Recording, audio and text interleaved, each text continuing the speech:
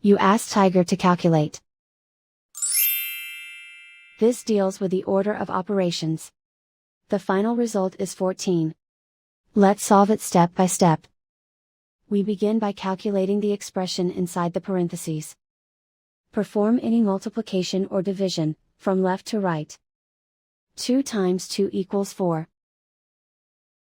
Calculate any addition or subtraction, from left to right. 6 minus 4 equals 2.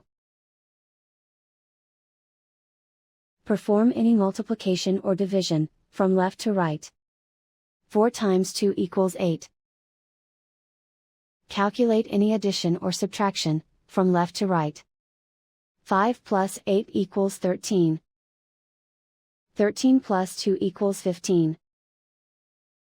15 minus 1 equals 14. And so the final result is 14.